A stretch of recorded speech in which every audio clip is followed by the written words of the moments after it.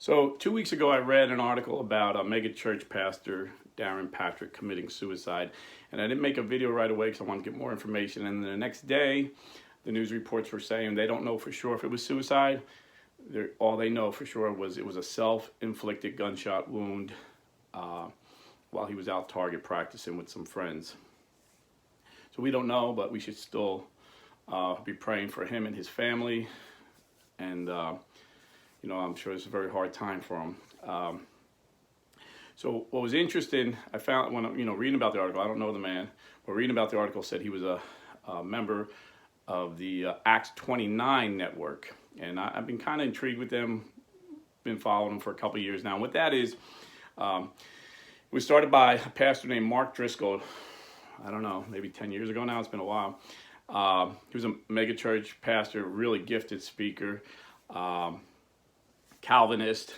So he's seen a need for church planting. And then it seems like their mission kind of grew to accountability because most Protestant knows that, a lot of Protestant pastors realize there's no accountability in these independent churches, and that's always been one of my argument. And many pastors that leave Protestantism to come into Catholicism, that's one of the main things they see is Jesus created a church. He didn't create 30,000 different churches. So these pastors that see these weaknesses in Protestantism try to recreate the church Jesus created, I guess, and have accountability, have a hierarchy, and try to get as close as biblical standards as they can. But I noticed they're all Calvinists, and they really take this accountability serious. I'll give them props for that. I mean, this guy Darren Patrick, the reason that his friends say he was so depressed and full of anxiety was he was asked to step down. He had to resign from Acts 29 and resign from his megachurch as pastor because of some sins. They said his sins weren't adultery or anything like that, but there were enough where they felt biblically it disqualified him, because there are qualifications to be a leader of a church. Even though we're forgiven of all sins, there's qualifications, and they felt that he was disqualified, and they tried to rehabilitate him through some kind of program. And his friend said he was having a really hard time with it, and that most pastors would drop out. He even encouraged them to drop out because it was getting so legalistic, and so it was causing him more anxiety and more stress, this program to try and rehabilitate his soul, I guess you would say. In fact, Acts 29, this network, is so into church accountability, they actually forced the leader, Mark Driscoll, the guy who started it, to resign from Acts 29 and resign from his church. But apparently he didn't go through their program because he started a new church that's not even affiliated with these guys. And he's a gifted speaker, so I'm sure that church is pretty big by now. But I just want to make just a couple comments because, again, it reminds me of the wisdom the Lord gave the church that he established, the Catholic Church that he established in 33 AD. Number one, there needs to be accountability. Number two, when you choose your leaders,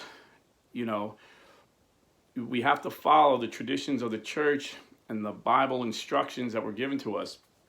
And these Acts 29 guys will say, yeah, they do. But I'm going to read something here that kind of shed a light on a few things. St. Paul, 1 Corinthians, chapter 7, verse 32. I should like you to be free of anxieties. Okay, so how are we going to be free of anxieties, especially as a pastor of a church? I know these guys, they're under a lot of pressure. Their job may be easy physically and, they get a lot of time off. But as the church grows, there's a lot of anxiety. They're getting a lot of pressure, especially, a place like these Acts 29 guys that are watching every move you make and, really clamping down and getting kind of legalistic on you. So he goes on to say, an unmarried man is anxious about the things of the Lord, how he may please the Lord. But a married man is anxious about the things of the world, how he may please his wife. And he is divided. So I think there was wisdom when the church decided, with the authority given to them by Jesus, to have most of our priests remain unmarried. Now, not all Catholic priests are unmarried. Our Eastern Rite brothers in the Catholic Church, they allow married priests, but they have to be married before they become priests. And if their wife dies, they can never remarried, and divorce, of course, is forbidden. So I think what happens in these Protestant churches, they get these young guys, and in 1 Timothy, Paul warns Timothy when qualifications for a leader, make sure he's not a recent convert. But I think he means he wants mature Christians. So a lot of these guys are young guys, they're on fire for God, they're excited about Jesus, but they never really lived life. They never had to work, a 70-hour work week and have the stress of family and the stress of paying the bills. They went to seminary, went to college, and went to seminary, and then became a pastor. And so then they're divided when they start having children, and you're divided between the church and the children, and the church and the wife. I think a lot of times these pastors just get a lot of anxiety, and they can't handle it. And unfortunately, the bigger the church, the more anxiety, and the more you see these mega church pastors end in their life. It's very sad. And so I think, we should be thankful for the wisdom of our church. And also, I think it just shows how these Acts 29 guys, they seen how unbiblical Protestantism was, that there was no hierarchy, there was no leadership, there was no accountability. You could have a pastor like John Hagee and Greg Locke. These guys started their own church, admit to having adultery with their secretaries, divorcing their wives, and marrying their young secretaries. This goes on plenty of times in Protestantism. And, God can forgive them their sins, but they totally disqualify themselves from being leaders in the church based on the Bible alone, if you just want to go with Bible alone, but based on sacred traditions passed on from the apostles as well. So you got to give these Acts 29 guys props because they've seen that weakness, but unfortunately, they only went back as far as the Reformation. That's why all these guys are Reformed, Calvinists, and so they don't have the authority that was given to them by Jesus and passed on through apostolic succession. See, the Catholic Church can trace every one of its priests' apostolic succession down to an apostle. And we could trace we have history. You could just Google this. From Pope Francis all the way down to Pope Peter. Then our second Pope, Pope Linus.